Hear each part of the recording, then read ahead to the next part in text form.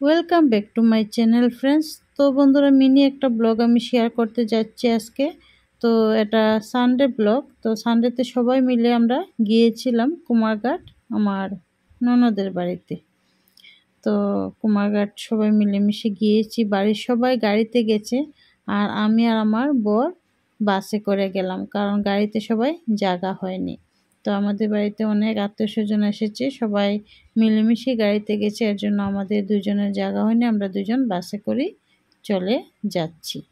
তো বন্ধুরা, ব্লগটা একদমই ছোট্ট, মিনি বলতে মিনি 2-3 মিনিটের হবে। তো স্কিপ করবেন না, ফুল দেখবেন।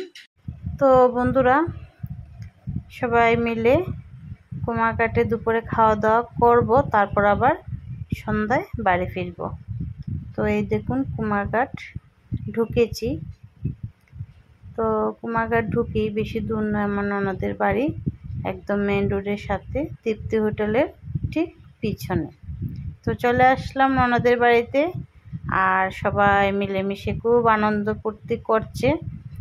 আর আমি সবাইকে আর ভিডিওতে আনলাম না, কারণ প্রচণ্ড গরম, সবাই ভিডিওতে আসতেও চায় না। তো মাঝে মধ্যেই আমি এখানে ওখানে যাই, কারণ সম্পর্ক রক্ষা করতে আমি ভীষণ ভালোবাসি। আর যতদিন বেঁচে থাকবো সবার সাথে সম্পর্ক ভালো রাখার চেষ্টা করব। আর এই দেখুন আমার শ্বশুর মশাই একদম শুকিয়ে গেছেন, একদম অসুস্থ উনি, সবাই জানেন। আর এই দেখুন সবাই গল্প করছে এখানে, সবাই বলতে এখানে আমার বোন, আমার ননদ, আমার মাসি শাশুড়ি আছে, এখানে মেসো শ্বশুর আছে, আর আমার বর আছে। তো সবাই এক একটা রুমে বসে বসে গল্প করছে, তারপর সবাই মিলেমিশে খাওয়া দাওয়া করে আমরা সন্ধ্যায় বাড়ি চলে এসেছি। এই দেখুন আমার ননদের বর।